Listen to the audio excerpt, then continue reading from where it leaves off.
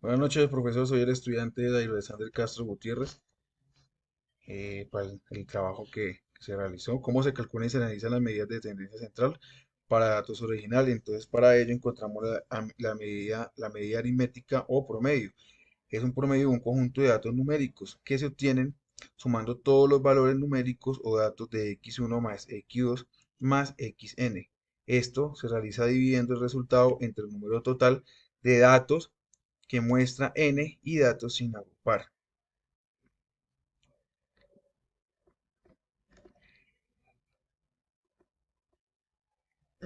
Tenemos que tener en cuenta aquí para calcular y analizar la medida de tendencia central para datos originales. Entonces, es el valor ubicado en el centro de un conjunto de datos que nos encontramos de mediana y la moda. Entre ellos, es importante resaltar que n representa el número de datos, que son los datos sin ordenar, y el valor más se repite en un conjunto de datos.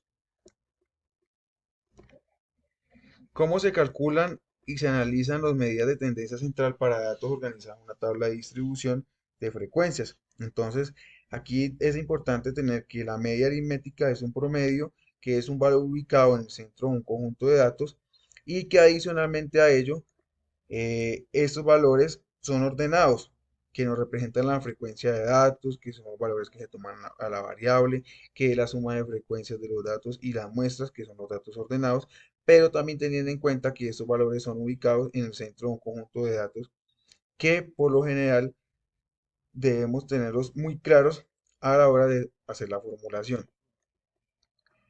En este caso tenemos la parte de que el valor que se repite es un conjunto de datos, pero que adicionalmente a eso tenemos que tener en cuenta el límite real inferior de la clase modal, la frecuencia de clase modal que la clase de antecedente y la frecuencia modal que la otra clase que le sigue.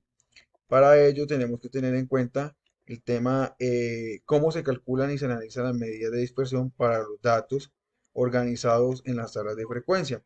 Aquí debemos tener en cuenta que el rango es la observación mayor, la observación menor de un conjunto de datos agrupados y estos rangos suelen ser utilizados para obtener la dispersión total, mientras que los rangos medio son los promedios de todos los datos mayores y menores de un conjunto de datos agrupados, como lo indicamos aquí en este ejemplo.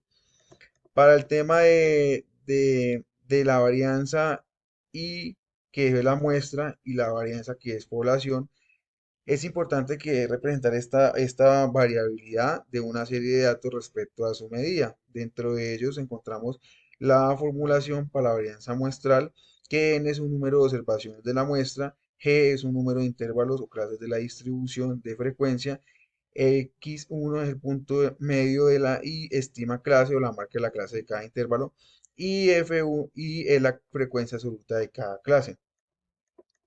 Aquí podemos encontrar el tema de la desviación típica, que es la estándar, que es la muestral, o la desviación típica estándar, que es la poblacional. Entre ellos se ofrece la información de la dispersión respecto a la media, pero que debemos tener en cuenta en el tema de la desviación típica, que está la variable sobre la que se presente calcular la observación número, el número de observaciones y de la medida variable, entre la fórmula que nos indica. Para ello encontramos dentro del coeficiente de variación y el coeficiente de, de, de la variación, que es el poblacional. Es informar acerca de la dispersión relativa de un conjunto de datos, pero esto es importante resaltar que se da en porcentaje.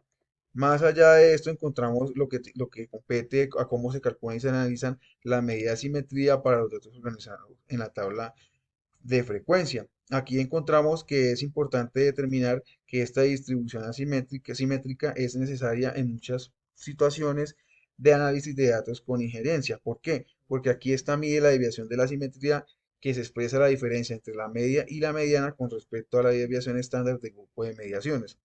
Y encontramos también en el tema de conocer si una distribución de datos es simétrica o sesgada a la simetría. Aquí es importante tener una comparación porque la media y la mediana son iguales a la distribución de datos de la simetría y la media es mayor de la mediana. La distribución tiene un sesgo hacia la derecha positivo.